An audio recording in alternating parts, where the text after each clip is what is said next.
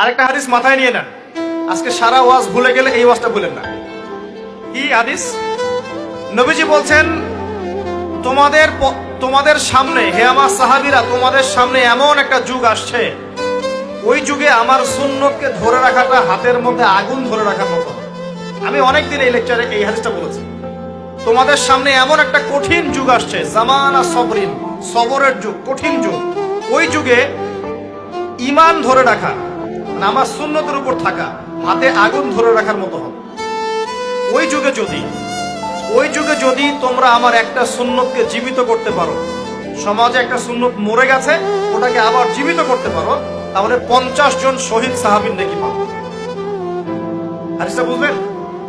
শুধু নেকি না, আপনি 50 জন শহীদ সাহাবীর নেকি পাবেন, যখন চলমান সমাজে একটা সুন্নত মিটে গেছে, নাই, মানুষ আমল করছে না, কিন্তু আপনি সেটাকে জীবিত করলেন। পারা যাবে ইনশাআল্লাহ।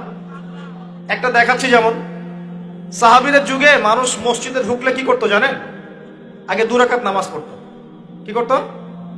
মসজিদে ঢুকেই, ওযু অবস্থায় মসজিদে ঢুকেই তারা বসতেন না, আগে 2 রাকাত নামাজ পড়তেন, দুখুলুল মসজিদ বা তাহিয়াতুল মসজিদ, তারপরে বসতেন। আর নবীজি বলেছেন, কিয়ামতের আগে আগে এই দুখুলুল মসজিদ, তাহিয়াতুল মসজিদ, এই নামাজটা উঠে যাবে। উঠে যাচ্ছে না আস্তে আস্তে।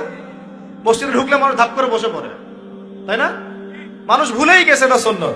এখন আপনি যদি এই সুন্নতটাকে আবার জীবিত করতে পারেন, ইনশাআল্লাহ 50 জন শহীদ সাহাবীর নেকি পাবেন।